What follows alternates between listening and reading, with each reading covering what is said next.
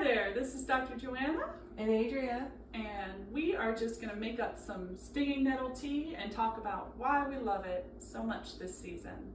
So this nettle grows just outside of my house. I can stand on the stairs and grab some right there, usually with clippers or scissors, or very carefully by the stem, because this stuff does what it says and it stings. And I just put it into a jar and I pour boiling water over it.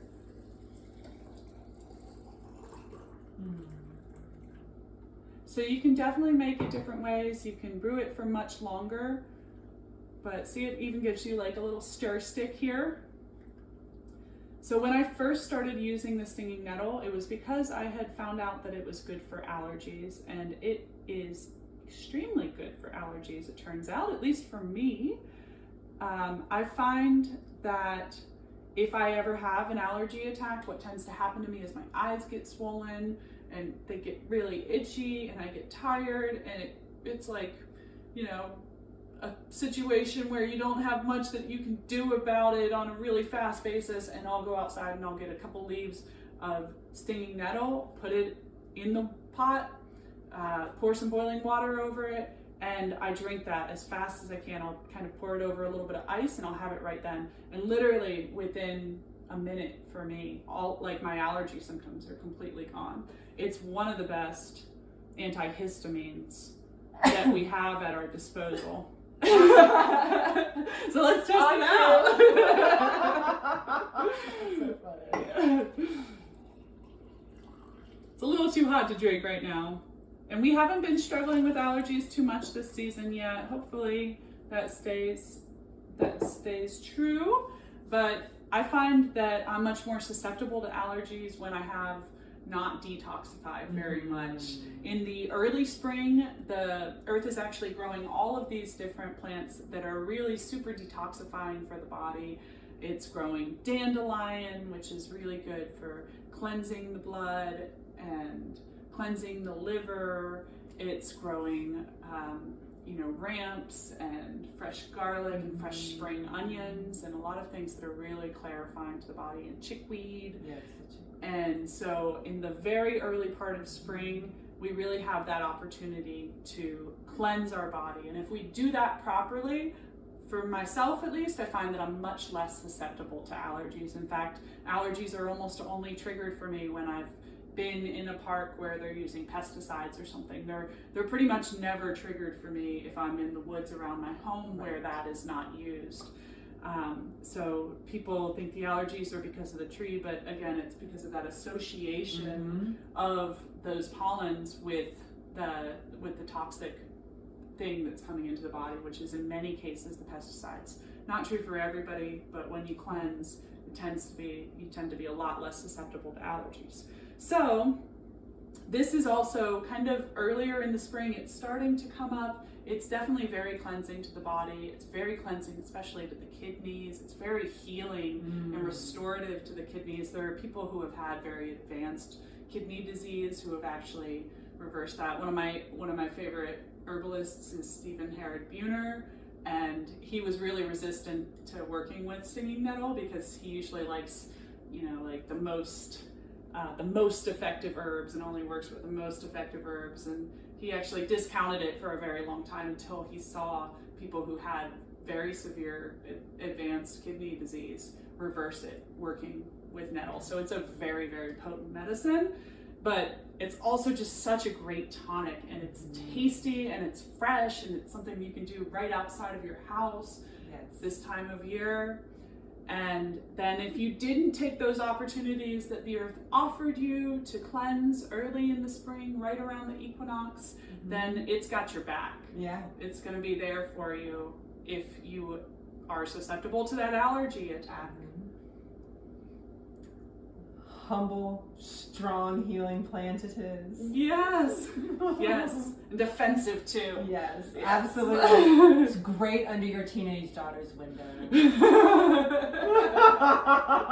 Perfect. Yes. Yeah, my boys, Simon got stung by it yesterday. He was not very happy about it, but So what do you do? Like, if you get stung by it, is there something, salve, an ointment, or any kind of soothing agent that you can put on that? So we use boswellia. We'll talk a lot about boswellia for pain, for muscle tension, for joints, for arthritis, all sorts of other things. But it's also really great on the skin. This is kind of personal use, so I just reach my hand right in and it's topical use. But yeah, I stung myself a little bit here right before the video also. So yeah, we used this on Simon yesterday, and within about 3 or 4 minutes he was really fine, whereas the sting kind of will continue for a little bit. Some people actually use that, people who have really chronic arthritis or who have very poor blood circulation will sting themselves intentionally with stinging nettle, and it stimulates that in much the same way that people will do that with bees, right? They'll get, if they have severe chronic certain issues, they'll they'll put themselves around a bunch of bees and get stung a whole bunch of times, and it actually stimulates a healing process. So it's not bad for you. It's not something that's toxic to the body, but my boys don't like having it, and it doesn't feel good, certainly. It's certainly uncomfortable. Yeah. But it's not killing you. Yeah. Kissing a little. And then a little bit about stinging nettle is it grows in a huge, it grows everywhere. Maybe not extremely far north, but it grows through freezes, like it'll die off it has like kind of its cycle. So right around early spring, you see the first leaves, right around the equinox in where we are in a kind of temperate climate. And then it just grows more and more vigorously, so that it's most vigorous right when those pollens tend to be strongest, wherever that is in your climate. For ours, it's usually in the middle of April or May. Yeah. But if you're further up north, it'll take a little longer before it comes out so vigorously, but likewise, it'll take a little longer before those pollens peak. And then from there, it starts to be more susceptible to bugs. It actually goes to seed, but then the seeds are very medicinal for other things, for prostate. So it's just that cycle that it goes in with the year, and it's here for you with its greatest vigor in the leaves right at the same time as those peaks of the pollen. One of those beautiful places where we can just appreciate that Mother Earth has our back, and if she's giving us something that we don't like dealing with, she's also offering us the solution in the other hand. So yeah, I love stinging nettle tea.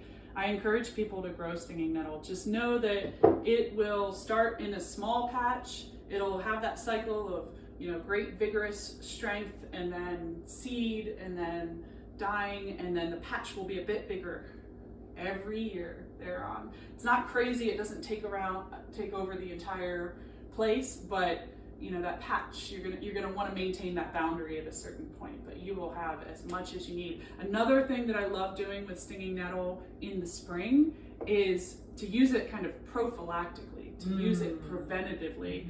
And if you're making bone broth, or if you're making any kind of broth, just go ahead and get a bit and put it in, and then you have already had a dose of an antihistamine before you're really getting into your day, and you're going to be less susceptible to allergen response throughout the day. I like it. Yeah. I'll put some in my soup tonight. Yes, absolutely.